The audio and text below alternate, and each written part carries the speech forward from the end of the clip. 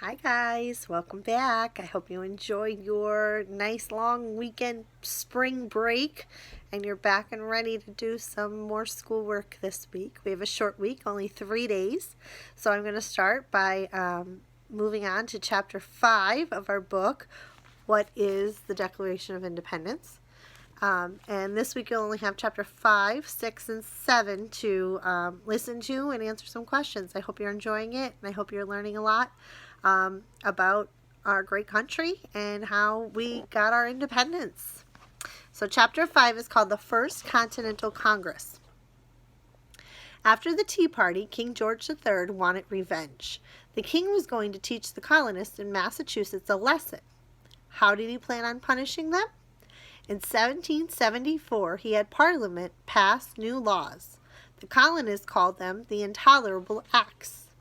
Intolerable means something so horrible you could not stand it. Now Boston Harbor was closed off. This was one of the major harbors in the northern colonies.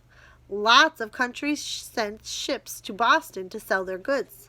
Boston was the third largest city in the colonies behind Philadelphia and New York, so lots of business and trade took place in the city. The king declared that there would be no trading until the Massachusetts colony paid back the money lost from dumping all that tea.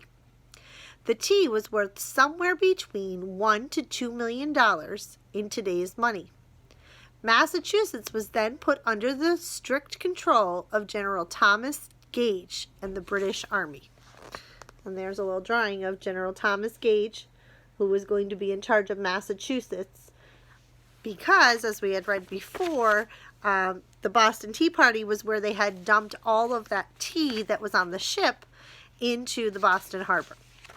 So the king is disciplining Massachusetts for their bad behavior.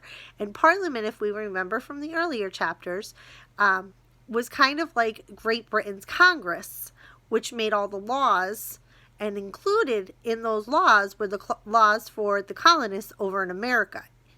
Now, big thing coming up soon is going to be that the colonists had nobody on Parliament to represent them.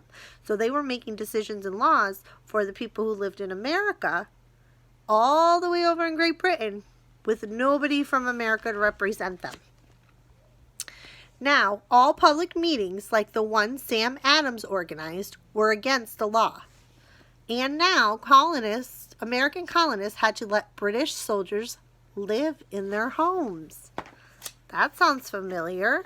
Remember we talked about in the beginning of the year when we talked about our Constitution and we talked about the Bill of Rights and our first 10 amendments. Amendment number 3 said no quartering of soldiers was allowed in the United States. And this is one of those reasons why that was such an important amendment for the colonists at this time. Because right before we wrote our Constitution, British soldiers were being forced to live in homes with colonists who didn't really want them there, who didn't support the British. So that was why that is in our Constitution today and is such a big deal. The colonists were shocked by the intolerable acts. Imagine being forced to let soldiers of the king you hated live with you. Even colonists in faraway South Carolina and Georgia were furious about what was happening in Massachusetts. Something had to be done. In September 1774, representatives from all of the colonies except Georgia began holding meetings in Carpenter's Hall in Philadelphia, Pennsylvania. Philadelphia was the biggest city in the colonies, so it made sense for everyone to meet there. And here's a little drawing of Carpenter's Hall in Philadelphia. So Pennsylvania played a big part in getting our freedom. And Carpenter's Hall was located near the center of the city. The organizers decided it was better to meet somewhere other than Independence Hall, which was the State House, because too many members of the State House were supporters of the king. The colonists wanted to decide how, as one group, they should fight back against King George. The meeting lasted for 2 months and became known as the First Continental Congress. A Congress is a meeting where people come to decide important questions of politics and law. Of the 56 men who attended, some were already well known for their hatred of British rule. Sam and John Adams in Massachusetts, and Patrick Henry, Richard Lee, and George Washington, all from Virginia, were there. Some representatives wanted to split from Great Britain completely. They wanted to govern themselves and create their own laws. Others hoped to make peace with Great Britain. In the end, they reached a middle ground. A letter to King George III asked for the colonies to be represented in Parliament. Sam Adams thought asking this was a total waste of time. So again, what they compromised on was, instead of going all in and saying they wanted to be independent, or instead of making up, they said, how about if you let us have a say in Parliament where the rules and laws are made for our colonies? Let us have some people there representing us, and then we'll see how that goes. Others, like Adams's cousin John, thought it was worth trying. The letter also asked for an end to all British taxes on the colonies, for Boston Harbor to be reopened, and for all British troops to leave the colonies immediately. During the Congress, the colonists also agreed to boycott all British goods for 1 year to try to show the king how serious they were about the demands in their letter. If you remember back from our earlier chapters, to boycott meant to not buy or purchase any goods from Great Britain, to try to show them how serious they were and how they would not give money back to Great Britain if they weren't taken seriously. The letter was delivered in November 1774. By January 1775, there had been no answer from the king or Parliament. Ben Franklin was in London at the time. He noted that the letter was presented in Parliament with a heap of others, but not much attention was paid to it.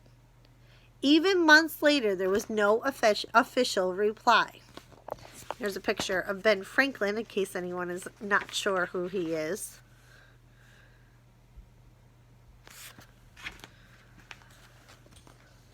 King George and Parliament simply ignored the letter. By saying nothing, the king was saying a lot. This pushed the colonies further down the road to war. After the First Continental Congress, militias were formed in every colony. A militia is a volunteer army that agrees to fight when needed. The delegates wanted to be sure that every colony was armed and prepared if the time came to fight the British. So after they were ignored, they started creating their own army. Now, up until this point, they had used Great Britain's army. But because they were now worried they were going to go to war with Great Britain, regular men who lived in the colonies and had other jobs started volunteering to be part of the militia that would possibly fight if needed. The First Continental Congress ended in October 1774, with delegates agreeing to meet again the following year. This is a little side note on a person that they mentioned who was at the First Continental Congress called Patrick Henry. He was born in 1736 and died in 1799. Patrick Henry was at the First Continental Congress. The Virginia lawyer hated British rule over the colonies more than most, maybe even more than Sam Adams. Henry fought against the Stamp Act and the Townshend Acts by making speeches and writing articles in Virginia newspapers. His angry speeches made him a star at the First Continental Congress. He begged the other delegates to split from Great Britain completely. A few months later, in March 1775, Patrick Henry delivered an amazing speech in his home colony. "I know not what course others may take," he said, "but as for me, give me liberty or give me death." Henry was willing to give up his life for freedom from Great Britain. His words quickly became a rallying cry for the increasing numbers of colonists against British rule. When the Revolutionary War began, Henry organized militias in Virginia and forced the royal governor to leave the state. After the war, however, he opposed the Constitution, which laid out how the new United States government would work.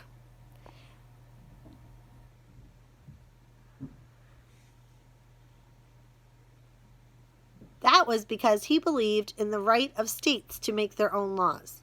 He also said no to offers from both President Washington and Adams to work for the new government. Henry died in 1799 at the age of 63. I have a quick little drawing of Patrick Henry. Okay, and that is all for Chapter 5. Please go below to the forums and answer just the 3 quick questions about what we just read about, just so that I know you're understanding what we're doing. And then tomorrow I will be posting Chapter 6, and you can listen along and do the same. I hope you guys are all staying safe and healthy and enjoying your time with your family. I miss your faces. I'm sad that I will not get to see you again this year. Please make sure when we go back in September you come and visit me, my big 5th grade students. All right, I will talk to you soon. Send me messages or questions if you need anything. Be safe.